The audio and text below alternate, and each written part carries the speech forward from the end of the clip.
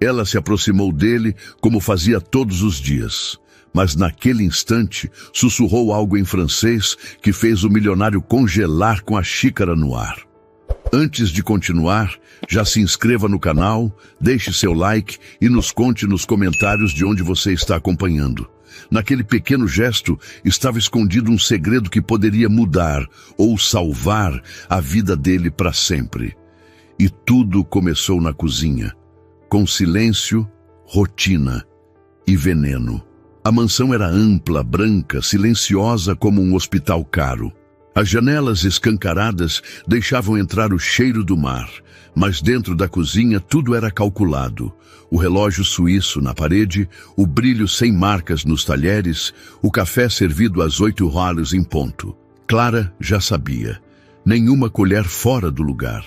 O patrão era um homem de hábitos exatos. Ela limpava com leveza como quem não quer ser percebida, mas via tudo, ou quase tudo.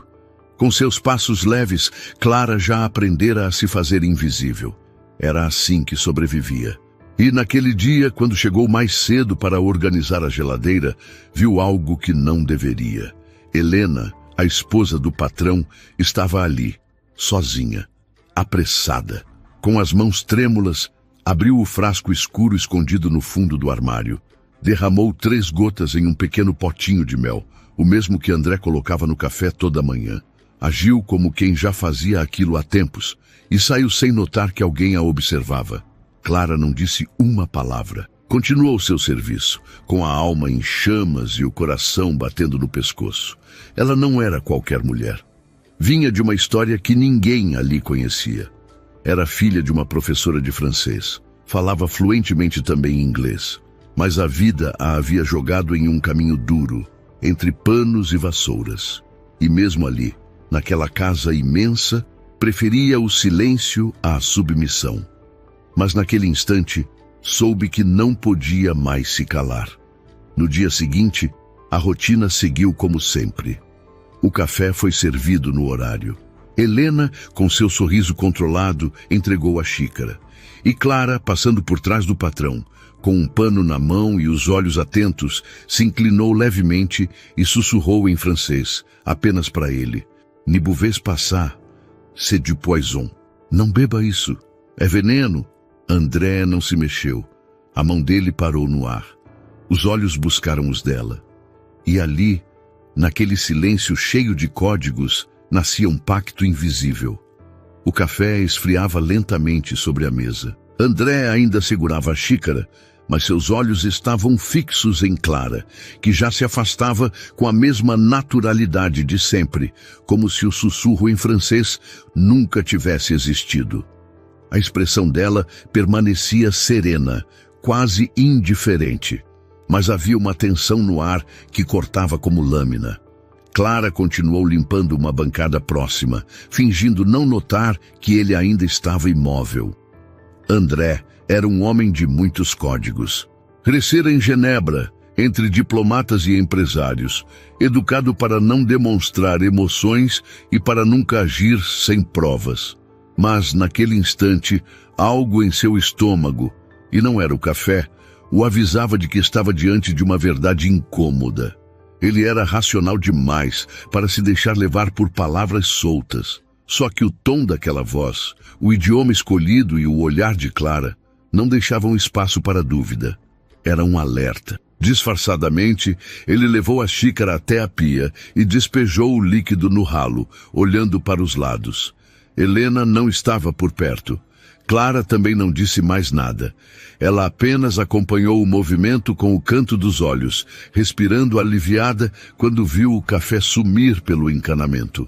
O pacto silencioso se mantinha. Agora era ele quem precisava descobrir o resto. Os dias seguintes foram sufocantes. André começou a recusar o café sutilmente, inventando desculpas sobre o estômago, sobre dietas novas, sobre recomendações médicas. Helena sempre insistia, às vezes com delicadeza, às vezes com raiva disfarçada de preocupação.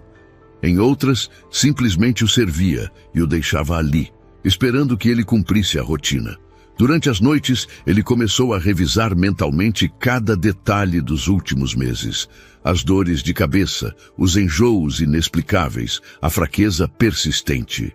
A princípio, atribuía tudo ao estresse, às viagens frequentes, à idade. Os médicos não encontraram nada grave, apenas recomendaram repouso, hidratação, talvez férias. Mas agora, diante do que Clara insinuara, tudo ganhava um peso novo. As pequenas ausências de Helena na cozinha, os chás prontos quando ele chegava, a forma como ela evitava que ele visse o preparo de suas refeições. Tudo fazia sentido, mas ainda faltavam provas. Enquanto isso, Clara se tornava ainda mais cuidadosa. Evitava cruzar o caminho da patroa, não se aproximava de André quando não era necessário e mantinha os ouvidos atentos a cada passo na casa. Ela sabia que se Helena percebesse algo, o perigo não seria apenas para ele, também seria para ela. Numa tarde em que a casa estava mais vazia, Clara aproveitou para limpar a despensa. Mas sua intenção era outra. Ela buscava o frasco, o mesmo que viu nas mãos de Helena naquela manhã. Procurou entre temperos, remédios naturais, potes de vidro. Por fim, encontrou escondido dentro de uma lata de leite em pó, atrás de um pacote de arroz. Não havia rótulo, apenas um líquido âmbar, viscoso, sem cheiro aparente. Ela não tocou em nada. Apenas fotografou discretamente com seu celular e depois devolveu ao mesmo lugar, com o cuidado de quem sabe que está mexendo com algo letal. Naquela noite, Clara esperou todos dormirem. Pegou seu antigo notebook, velho e com as teclas gastas, e começou a pesquisar. Procurou por tipos de veneno incolores, solúveis, de efeito cumulativo. Leu fóruns de toxicologistas, artigos acadêmicos, relatos de pessoas envenenadas por familiares. E o que descobriu a deixou sem chão. Um padrão repetia-se. O uso de substâncias levemente adocicadas, misturadas a cafés, chás ou sucos, que causavam sintomas progressivos e difíceis de rastrear. A maioria dos casos levava meses até ser descoberto, e muitos não eram. Na manhã seguinte, Clara não conseguiu fingir que estava tudo igual. Seu olhar cruzou com o de André por uma fração de segundo, e ali ele soube. Ela tinha mais a dizer. Ele esperou Helena sair para uma caminhada na praia e pediu a Clara que levasse o aspirador até a sala de leitura, mesmo sem necessidade. Quando ela entrou, ele se aproximou, falou em francês com a voz baixa. "Você tem certeza?" Ela assentiu. "Eu vi e fotografei." André não perguntou mais nada. Seus olhos estavam tomados por uma mistura de dor, nojo e gratidão. Ele colocou a mão no rosto e sentou-se devagar na poltrona de couro. Ficou em silêncio por alguns segundos, até murmurar. "E eu ainda achava que estava ficando velho." Ela não respondeu, apenas ficou ali, de pé, esperando. Quando ele se levantou, seu olhar estava decidido. Disse apenas, "Preciso ver com meus próprios olhos." 2 dias depois, com a ajuda de um técnico de confiança, instalou microcâmeras ocultas na cozinha, na copa e na despensa. Posicionadas de forma estratégica, captariam cada movimento. O sistema era discreto, acessado apenas por um aplicativo protegido por senha, que ele mesmo controlava. André não contou a ninguém, nem a Clara. Durante 3 manhãs seguidas, ele fingiu beber o café. Cumpria cada gesto da rotina, mas escondia a bebida, derramava em plantas do jardim ou levava para o banheiro e jogava no vaso sanitário. Enquanto isso, revisava as imagens à noite. E em todas as manhãs, a mesma cena. Helena, sozinha na cozinha antes do café, abrindo a mesma lata, misturando o líquido no pote de mel, mexendo com cuidado, como quem já sabia exatamente o que fazia. Na terceira gravação, viu algo ainda mais perturbador. Ela olhou para a câmera, não sabia que estava sendo filmada, e sorriu para o espelho ao lado da geladeira. Um sorriso frio, vazio, como se falasse com ela mesma. Foi nesse instante que André soube. Soube que, sem Clara, ele provavelmente estaria morto. Clara percebeu que algo havia mudado no olhar de André. Ele não era mais o homem apático e debilitado dos últimos meses. Seus passos voltaram a ter firmeza, seus olhos, atenção. Ele parecia mais presente, mas ela sabia que aquilo não era força, era preparação. Ele estava se armando com a verdade, e uma verdade como aquela nunca vinha sem dor. Os dois passaram a evitar qualquer contato direto. Clara era profissional, e ele respeitava sua posição. Mas havia agora entre eles uma cumplicidade silenciosa que dispensava palavras. Nos corredores, quando se cruzavam, bastava um aceno com os olhos. No café da manhã, quando ela entrava para limpar a bancada, sabia que ele já tinha jogado fora o café servido por Helena. E ele sabia que ela não precisava ver os vídeos para ter certeza do que dizia. Na manhã do quarto dia, André acordou antes do habitual. Não dormira bem. As imagens do vídeo ainda o perseguiam. O sorriso de Helena para o reflexo, aquele gesto vazio e cruel, o corroía por dentro. Não era só traição, era premeditação, era prazer na destruição. Ele se vestiu em silêncio, sem chamar ninguém, e desceu sozinho até a cozinha. Clara já estava lá, como sempre, limpando os azulejos com um pano úmido. Ela ergueu os olhos por um instante e voltou ao trabalho. Ele aproximou-se devagar, quase sem fazer ruído, como se temesse quebrar o frágil pacto entre eles. «Merci, Clara», sussurrou em francês. Ela parou, com as mãos ainda sobre a bancada. Não virou o rosto, mas respondeu no mesmo tom. «Vous avez vu? Você viu?» Ele assentiu. «Trois fois, 3 jours, toujours le même poison». 3 vezes, 3 dias, sempre o mesmo veneno. Ela fechou os olhos por um segundo, como se estivesse rezando. Quando voltou a olhar para ele, havia algo diferente em sua expressão. Um alívio contido, mas também preocupação. Aquilo não era mais apenas sobre salvar a vida dele. Era sobre o que fazer com o que sabiam. Helena apareceu poucos minutos depois, impecável como sempre. Vestido claro, cabelo preso com perfeição. Trazia a mesma expressão doce, a xícara de café fumegante e uma voz treinada em afetos fingidos. «Bom dia, meu amor. Fiz do jeito que você gosta hoje. O mel está mais suave». Ela beijou a testa dele e colocou a xícara sobre a mesa. Clara apenas observou, de longe, enquanto fingia dobrar panos de prato. André não tocou na xícara, sorria educadamente, mas estava em outro lugar. «Estou pensando em viajar uns dias.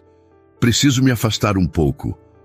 Helena arregalou levemente os olhos, mas logo recuperou o sorriso. «Viajar? Agora? Só alguns dias para descansar». Ele mantinha o tom calmo, mas seus dedos tamborilavam sobre a mesa. Ela tentou protestar, mas ele já havia se levantado. A decisão estava tomada. Mais tarde, no escritório, ele chamou Clara discretamente. Quando ela entrou, a porta já estava trancada. Sobre a mesa, um envelope com documentos e um pequeno pendrive. «Isso é tudo que gravei», disse ele, deslizando o pendrive na direção dela. «Eu ainda não sei como agir. Preciso pensar.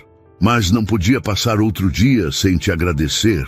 Clara não tocou no pendrive. Apenas olhou para ele com uma mistura de respeito e dor. «O senhor está em perigo. Não demore demais para decidir». Ele se aproximou um passo. «E você?» perguntou. «Você também está arriscando tudo. Por quê?» Ela desviou os olhos, demorando para responder. «Porque já vi isso acontecer antes. Com meu pai, com a mulher dele, e ninguém teve coragem de avisá-lo. Ele só descobriu quando já era tarde. Eu não podia ver isso de novo. Não com o senhor, não com alguém que me trata como gente». As palavras ficaram suspensas no ar. André parecia querer dizer mais, mas se conteve, apenas assentiu. Sabia que havia muito ali que não era só sobre veneno. Era sobre histórias antigas, feridas abertas, justiça que não veio na hora certa. E era também sobre gratidão. Naquela noite, Helena entrou no quarto e encontrou as malas prontas. André estava sentado na poltrona com um livro nas mãos. Ela tentou disfarçar a surpresa, mas ele a cortou antes que falasse qualquer coisa. Vou para São Paulo amanhã. Tenho reuniões com os advogados. Não sabia que tinha algo pendente lá. Respondeu ela desconfiada. Sempre tem. Ele se levantou, passou por ela e saiu do quarto, sem sequer olhar para trás. Sozinha, Helena observou as malas e franziu o senho. Alguma coisa escapava do seu controle. E isso a deixava inquieta. Enquanto isso, Clara apagava as luzes da cozinha e trancava a porta dos fundos. Antes de subir, olhou para o jardim escuro e respirou fundo. Ainda não estavam seguros, mas já não estavam sozinhos. O motorista deixou André no aeroporto ainda de madrugada. A viagem até São Paulo seria curta, mas o suficiente para o afastamento parecer real. Ele precisava de tempo, não apenas para agir, mas para desviar a atenção de Helena. Sabia que se permanecesse ali, ela logo perceberia que algo escapava por entre seus dedos. A mansão, mesmo silenciosa, tinha ouvidos em todos os cantos. E Helena aprendera a escutar até o que não era dito. Antes de partir, ele havia acionado um técnico de confiança. Alguém discreto, indicado por um antigo amigo do consulado. O homem chegou com uma maleta comum, como se fosse apenas um eletricista. Clara o guiou pela casa enquanto fingia verificar tomadas. Em menos de 2 horas, as câmeras estavam instaladas. Uma no armário alto da cozinha, outra embutida dentro do relógio da copa, e mais 2 na despensa e sobre o fogão. Todas posicionadas com precisão, sem fios aparentes, conectadas a um sistema remoto acessado apenas pelo celular de André. Clara sabia que aquilo mudava o jogo. Até então, era tudo baseado em olhares, intuições, fragmentos de provas. Agora teriam a verdade em imagens. Mas também sabia que isso exigiria paciência. Helena não era impulsiva. Ela envenenava devagar, com a calma de quem aprende a matar como se fosse um hábito doméstico. As primeiras 48 horas foram tensas. Clara mantinha sua rotina de limpeza, mas cada vez que via Helena na cozinha, sentia o estômago apertar. Fingir normalidade era, por si só, um exercício cruel. Na ausência de André, Helena tentava manter a aparência de controle. Dizia a amigos que o marido precisava de repouso e que fora consultar especialistas. Andava pela casa com sua postura altiva, mas algo em seus passos parecia diferente. Às vezes, parava no meio do corredor como se escutasse algo. Outras vezes, trancava-se no quarto e saía horas depois sem dizer uma palavra. Clara observava tudo. Esperava. No terceiro dia, às 7h32 da manhã, Helena desceu de chinelos, vestindo uma camisola de seda bege e um robe quase transparente. Abriu a cozinha com um leve empurrão, acendeu as luzes e caminhou até a prateleira mais alta. Tirou a lata de leite em pó, retirou o pequeno frasco âmbar de dentro, sacudiu suavemente e despejou 3 gotas dentro do mel. Mexeu com cuidado, lavou a colher como sempre fazia, depois serviu o café. A câmera captou tudo, cada gesto cronometrado, cada movimento dissimulado. Era como assistir a uma dança ensaiada, repetida com frieza e técnica. Às 9 horas, o vídeo já estava no celular de André. Ele assistiu em silêncio no quarto do hotel. Não precisou rever. Bastou uma vez. O rosto imóvel de Helena, os olhos fixos no que fazia, o cuidado metódico com que escondia tudo depois. Ele pausou no momento em que ela olhava rapidamente para o espelho sobre a geladeira e ajeitava o cabelo. Era a mesma expressão que vira nos dias anteriores. Vaidade ou loucura? Talvez os dois. Aquela mulher o olhava todos os dias, sorria, tocava em seu rosto, desejava boa noite e o alimentava como se preparasse sua partida. Na manhã seguinte, ele voltou à mansão sem avisar. Clara foi a primeira a vê-lo.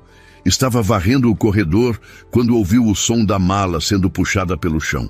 Correu discretamente e o encontrou na porta da biblioteca. Ele parecia mais cansado do que quando partiu, mas seu olhar era o de quem já sabia o que faria. Está tudo no meu celular, disse ele baixando o tom. Eu vi, com meus próprios olhos. Clara não respondeu.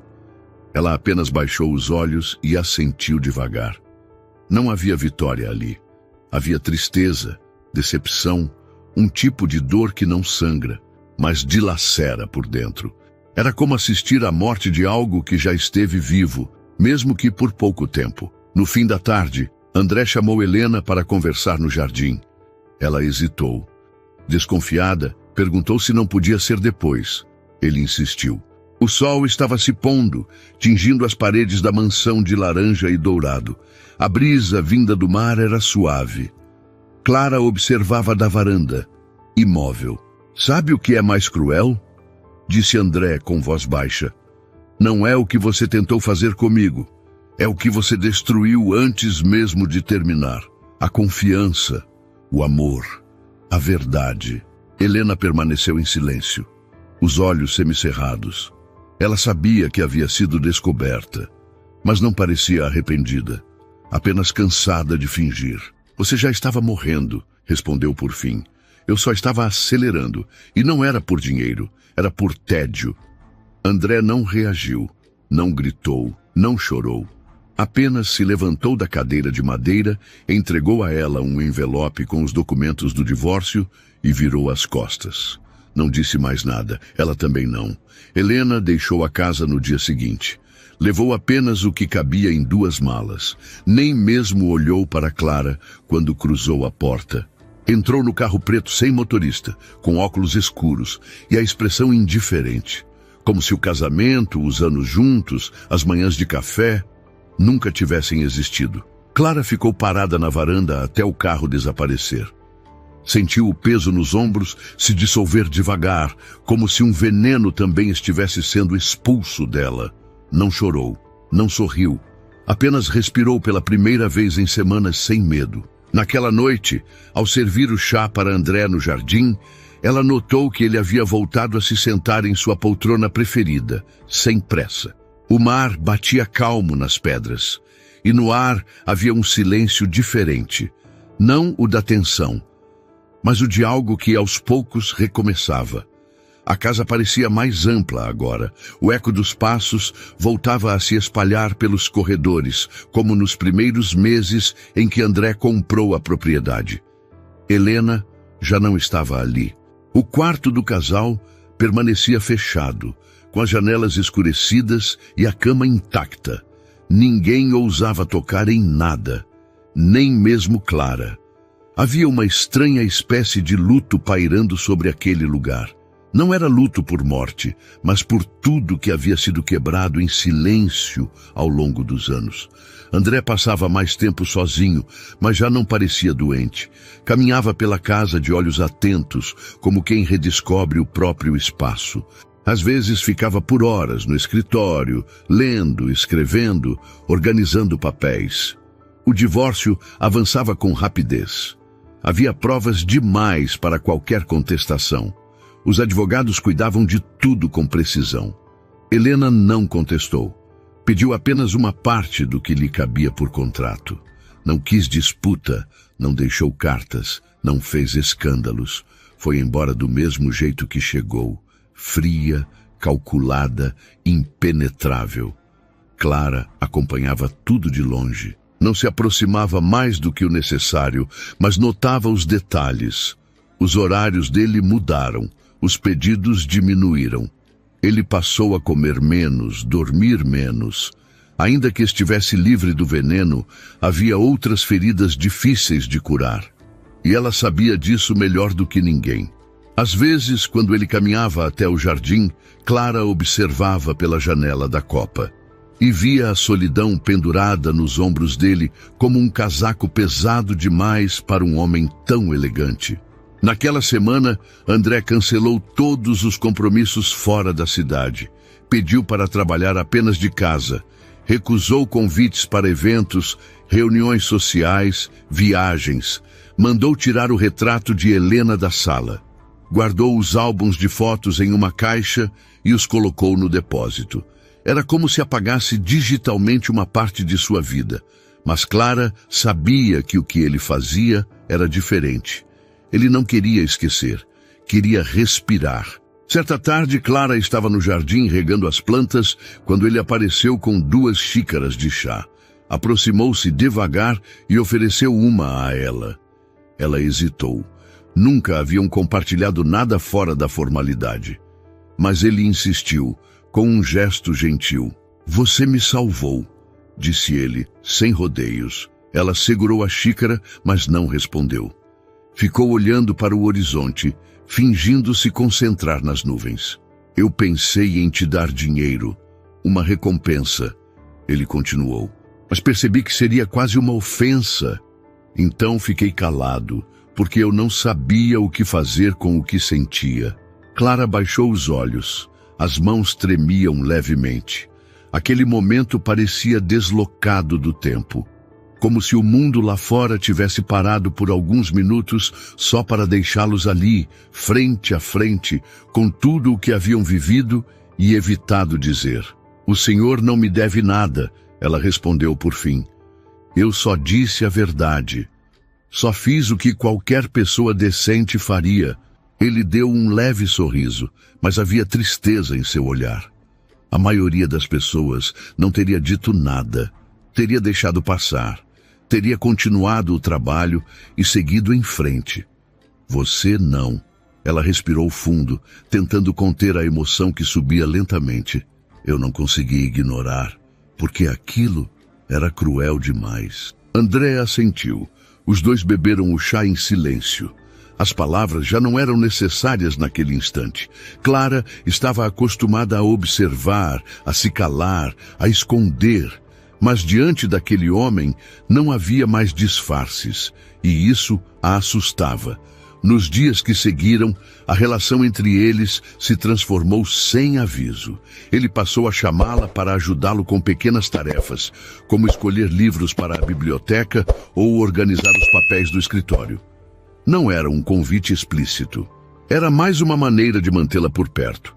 Os 2 falavam pouco, mas os silêncios não eram desconfortáveis. Eram compartilhados. O jardim virou o espaço comum.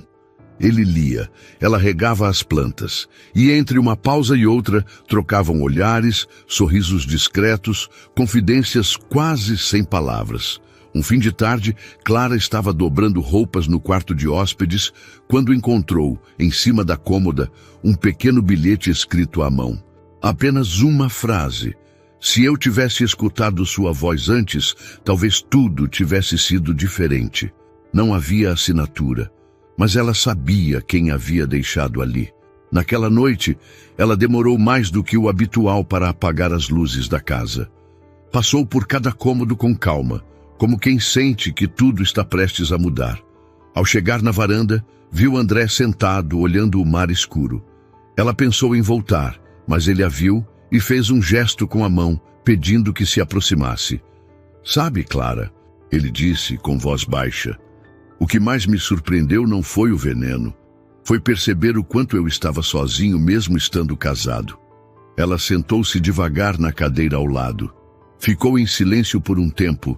Depois falou sem olhar para ele. "A solidão não grita, ela sussurra, igual ao que eu fiz no seu ouvido aquele dia." Ele riu com ternura. E naquele instante, os 2 entenderam que a separação mais dolorosa já havia acontecido. A que separa o que é mentira do que é verdadeiro. E o que ficou ali entre eles era exatamente isso. Algo que resistiu. Algo que não precisava de veneno nem de promessas, apenas de tempo e presença. Clara sempre foi feita de silêncios. Cresceu aprendendo que as palavras tinham hora e lugar. Filha de uma professora de francês e de um pai que desapareceu cedo demais, aprendeu cedo que o mundo não ouvia mulheres como ela. Mas havia outros jeitos de ser vista. Um prato bem arrumado, uma roupa passada com perfeição, uma frase curta falada no momento exato. Ela não precisava falar alto para ser sentida. E agora, mesmo depois de tudo o que acontecera, mesmo depois de salvar a vida de André, ela voltava ao seu lugar seguro, o silêncio. Mas André já não a via como antes. Aquela mulher que antes se movia invisível pelos cômodos, agora deixava rastros por onde passava. Ele reconhecia seu perfume suave antes mesmo que ela entrasse no ambiente. Reconhecia o som das suas passadas, a leveza com que tocava os objetos, a forma de dobrar as pontas dos panos de prato. Aquilo que antes era parte da paisagem, agora era presença. E ele sentia falta quando ela não estava. André tentava respeitar o espaço entre eles, mas era difícil.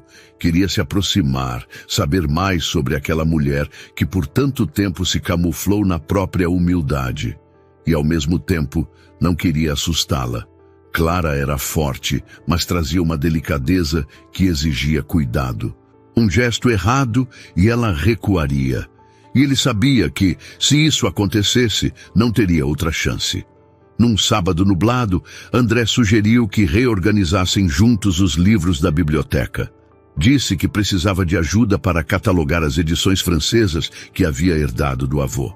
Clara hesitou, mas aceitou. Subiram juntos ao segundo andar e ela se surpreendeu com o acervo. Nunca havia estado ali com tempo para olhar. Entre títulos encadernados em couro, encontrou autores que sua mãe citava em voz alta durante os jantares de infância. Proust, Baudelaire, Duras. Tocou nas lombadas com reverência, como quem reencontra um velho amigo. André a observava de longe. Sentado à escrivaninha, fingia revisar papéis, mas seus olhos estavam nela. Em cada pausa longa diante de um título, em cada sorriso discreto quando lembrava de um trecho lido anos antes. Ele já havia sido apaixonado por mulheres belas, intensas, inteligentes, mas nunca por alguém que carregasse o mundo nos olhos com tanta leveza. Clara percebeu o olhar, mas fingiu que não. Continuou retirando livros da estante, empilhando-os cuidadosamente. Em determinado momento, abriu um volume antigo de cartas trocadas entre Simone de Beauvoir e Jean-Paul Sartre. Dentro dele, encontrou uma flor seca, amarelada, prensada entre as páginas. Segurou aquilo como quem segura uma lembrança esquecida e sorriu.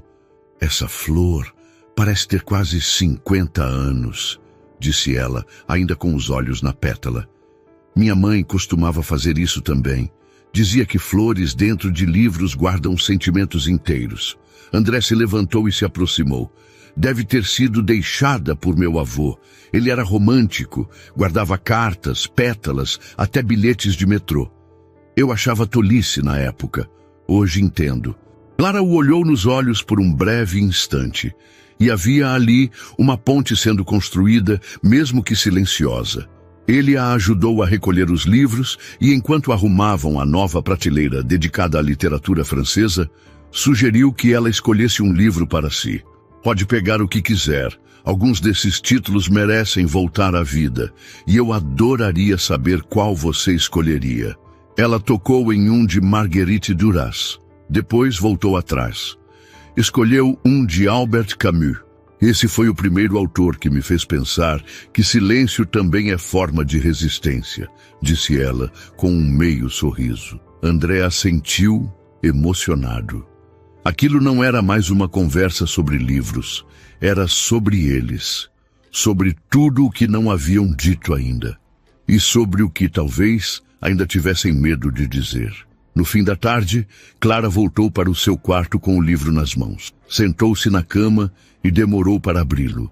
Ficou olhando para a capa como se ela pudesse responder a perguntas que ela mesma evitava fazer. Seu coração estava dividido. Não era mais só o patrão que via nela uma mulher diferente. Ela também já não via André apenas como o homem rico que um dia precisou ser salvo. Agora ele era presença, era gentileza, era abrigo. Mas Clara tinha medo. Medo de confundir gratidão com amor. Medo de repetir histórias que já tinham dado errado.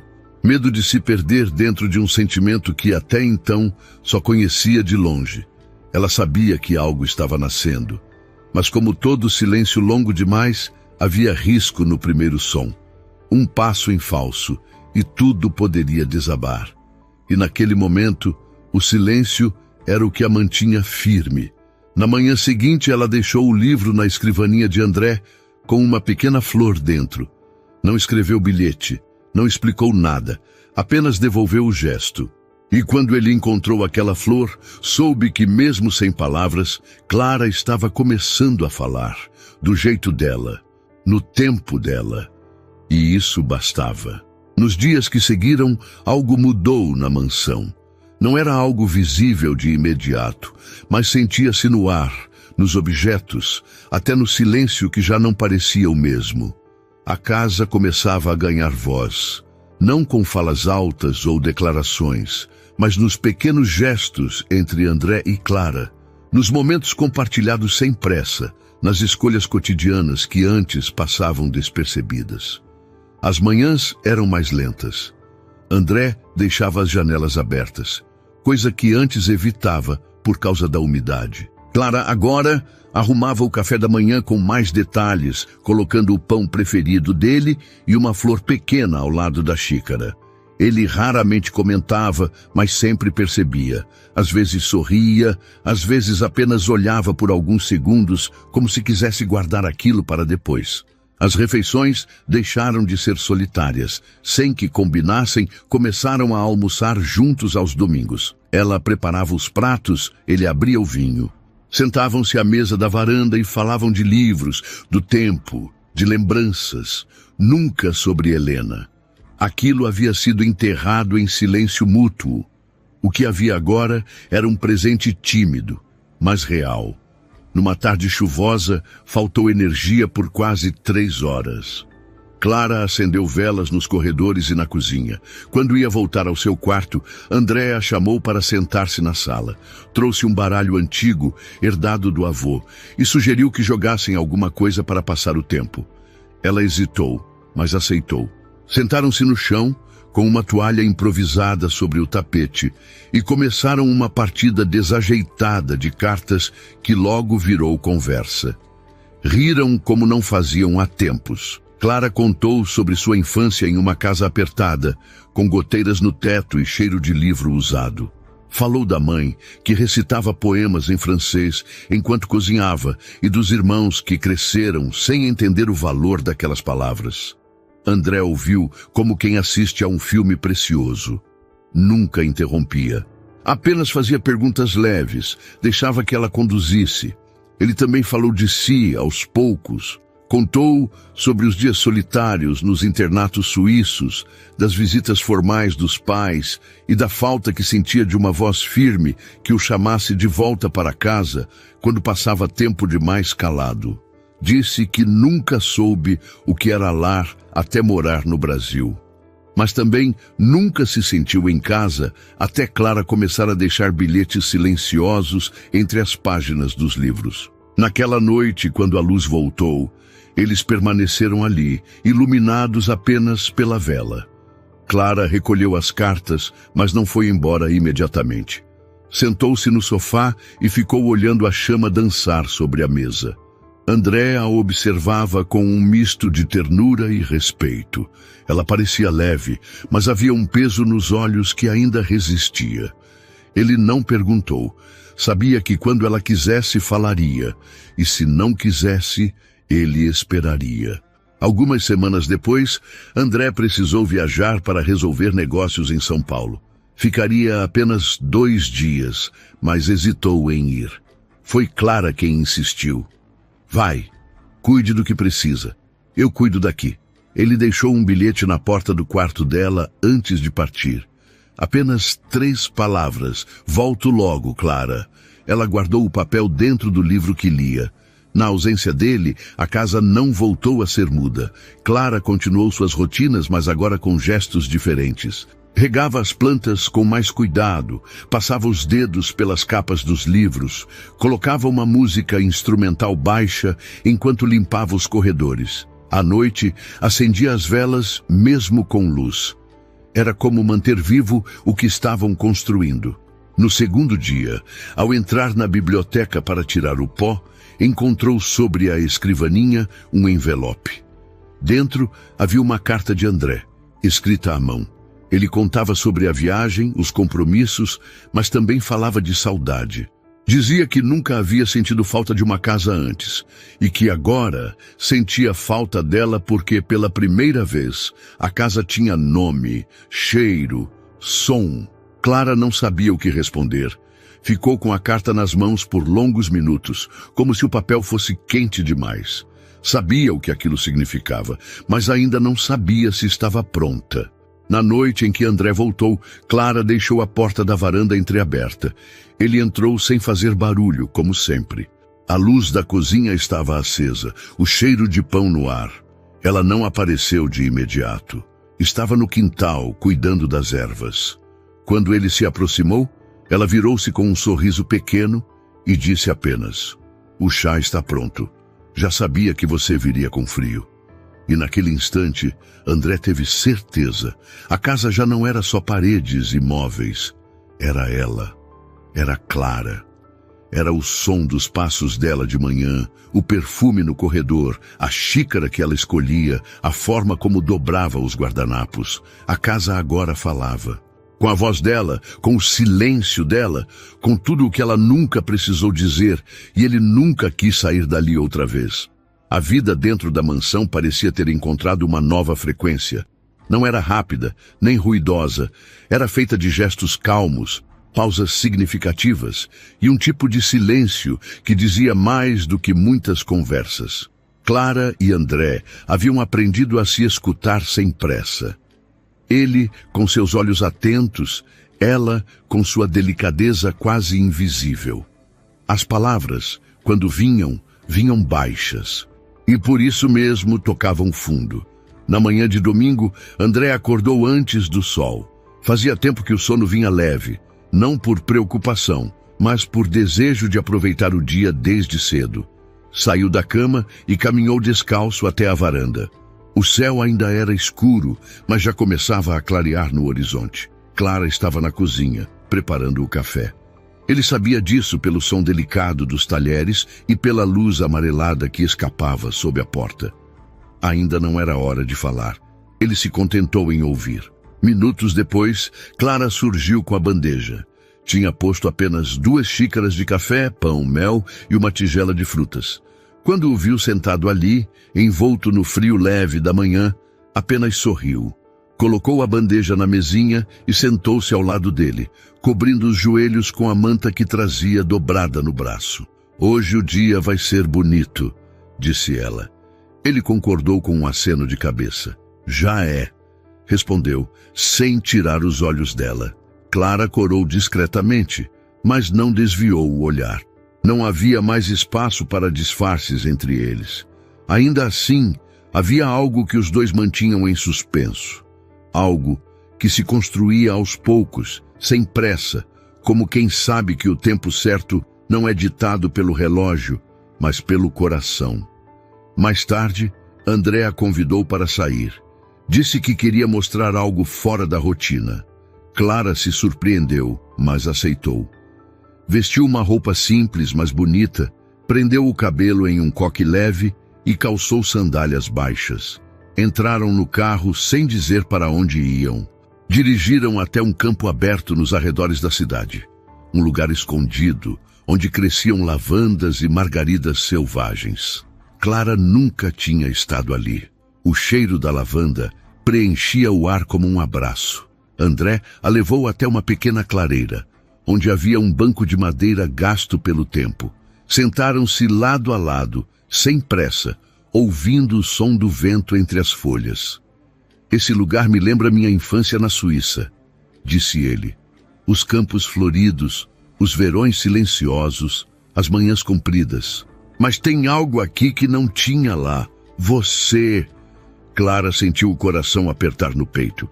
Quis responder, mas não sabia como. Nunca fora boa com palavras grandes.